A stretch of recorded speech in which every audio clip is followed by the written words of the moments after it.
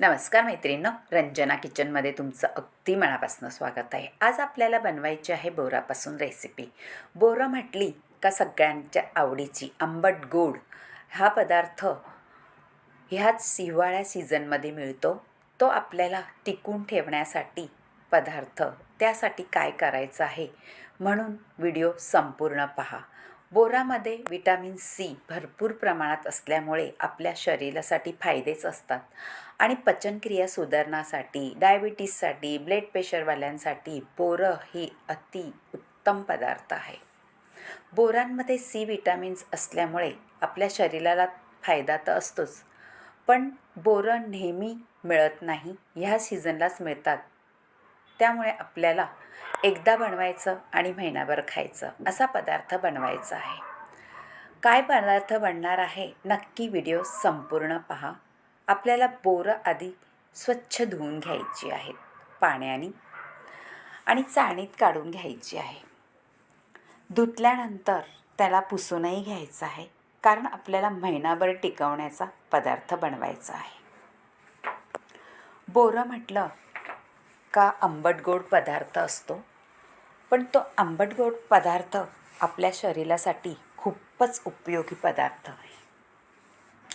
आता बोरं पुसून घेतल्यानंतर कापायची आहेत, त्याच्या फोडी करायच्या आहेत आणि बी काढून टाकायचे आहेत.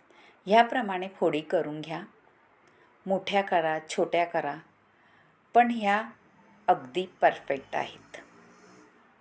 काही वेळ न लागता फोडी करायला आपली बोरं पटकन होतात. हे पहा, झालेली आहे. आणि त्याच्यामध्ये आपल्याला एक अख्खा लिंबू पिळून घ्यायचा आहे. लिंबामध्ये सुद्धा विटॅमिन सी भरपूर प्रमाणात असतं, त्यामुळे आपल्या पचनासाठी अगदी उत्तम असतं. आता सगळं हलवून घ्यायचं आहे आणि त्याच्यासाठी लागणार आहेत हिरव्या मिरच्या. हिरव्या मिरच्या कोवळ्या घेतलेल्या आहेत, निबार घेतलेल्या नाही, म्हणजे जास्त तिखट लागत नाही. कापून घ्यायचे आहेत असे तुकडे करून, म्हणजे त्या रेसिपीला छान चव येते मिरची घातली का. कधी तुम्ही पाहिलं आहे का बोरांमध्ये मिरची घातलेली किंवा बोरांची रेसिपी आहे का नाही? आगळी वेगळी रेसिपी नक्कीच करून पहा आणि रंजना किचनला लाईक करा, शेअर करा, कमेंट करायला विसरू नका, सबस्क्राईब करा. आता सगळ्या मिरच्या अशा आपण कापून घ्यायच्या आहेत आणि पुढे आपल्याला एक लोखंडी पॅन ठेवायचं आहे. त्यामध्ये आपल्याला 2 चमचेभर धणे घालायचे आहे, 1 चमचा बडीशेप आणि 1 चमचा जिरं. याप्रमाणे आपल्याला भाजून घ्यायचं आहे. भाजल्यानंतर अप्रतिम सुगंध सुटतो धणे, बडीशेप आणि जिऱ्याचा.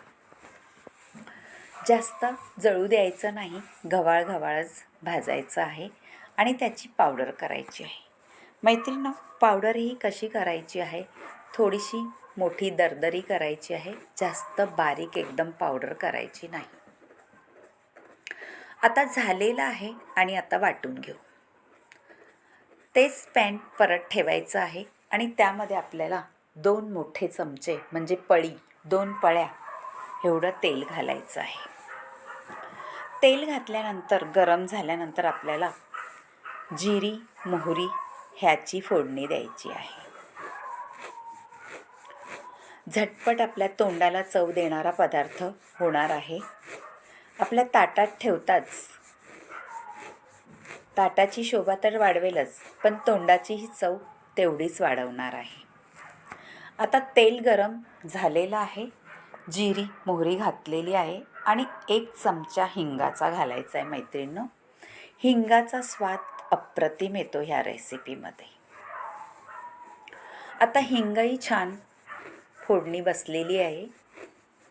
हिंग घातल्यामुळे सुगंध अगदी दरवळतोय घरामध्ये. आता झालेलं आहे. मिरची घालून घ्यायची आहे वरून फोडणीमध्ये. थोडीशी परतायची आहे, म्हणजे तिखटपणा कमी होतो. हे पदार्थ लहान मुलंसुद्धा खाऊ शकतात असा पदार्थ होणार आहे.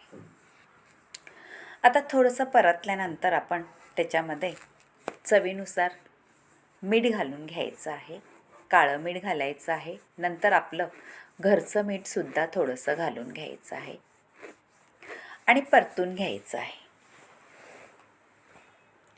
तेलामध्ये मिरची परतली का तिखट अजिबात लागत नाही. आता आपल्याला थोडासा मसाला घालायचा आहे, म्हणजे आपण जिरं, बडीशेप, धणे ह्याची पावडर करून घेतलेली भाजून तो पूर्ण घालायचा आहे. आणि हा आहे काश्मीरी किंवा बेडगी आणि घरगुती लाल तिखट, हे अर्धा अर्धा चमचा घालून घ्यायचं आहे. हळदही घालायची आहे 1 चमचाभर आणि छान फोडणी तयार करायची आहे. मैत्रिणी, तुम्ही ह्याच्यामध्ये आमचूर पावडरही घालू शकता, लिंबूही घालू शकता. लिंबू लावल्याने आपलं बोरं काळं पडत नाही, म्हणून आधीच आपण लिंबू लावून ठेवलेलं आहे बोरांना.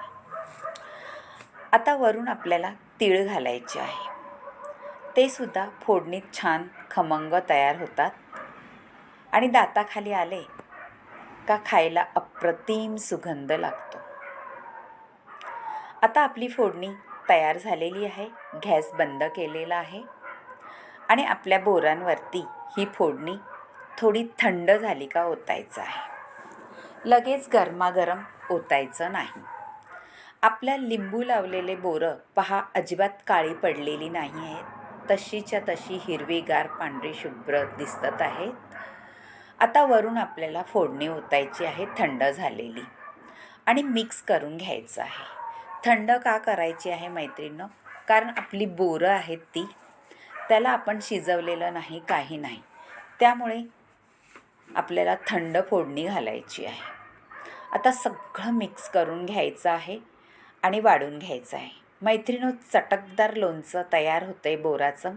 तुम्ही कधी केलं आहे का? नसलं केलं तर नक्की करून पहा. तोंडाची चव तर वाढेलच, पण ताटाची शोभाही वाढवणारा हा बोराचा पदार्थ नक्की करून पहा. आणि रंजना किचनला लाईक करा, शेअर करा, कमेंट करायला विसरू नका, सबस्क्राईब करा. तुमच्या मैत्रिणीसोबतसुद्धा हा व्हिडिओ शेअर करा, आगळा वेगळा बोरांचा.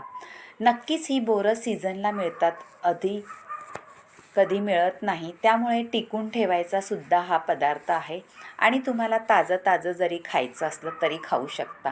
आता हे झालेलं आहे, वाढून घ्या आणि भातासोबत खा, वरण भातासोबत किंवा भाजी पोळीबरोबर तोंडी लावायला खा. इतका अप्रतिम पदार्थ होतो. तुम्ही जास्त मुरवलं नाही तरीसुद्धा खाऊ शकता आणि महिनाभर टिकवलासुद्धा जातो हा पदार्थ. बाय मैत्रिणो, भेटूया आपण अशाच नवनवीन रेसिपीमध्ये. तोपर्यंत अगदी तोंडाला चव देणारा बोराचा पदार्थ म्हणजे लोणचं नक्की करून पहा. माझ्या तर आत्ताच तोंडाला पाणी सुटले पाहताच, चटकदार. आता झालेलं आहे, भरून ठेवा, स्टोअर करून ठेवा, महिनाभर खा. एकदा बनवा आणि महिनाभर खा, असा पदार्थ झालेला आहे. बोरं प्रत्येक सीझनला भेटत नाही, पण कधी भेटलं तर हा पदार्थ नक्की करून पहा, म्हणजे तुम्ही कधीही बोरं खाऊ शकणार. बाय मैत्रिणींनो, भेटूया अशाच नवनवीन रेसिपीमध्ये. तोपर्यंत छान बोराचा लोणचाचा स्वाद घ्या, अप्रतिम. बाय बाय, भेटूया पुढच्या रेसिपी.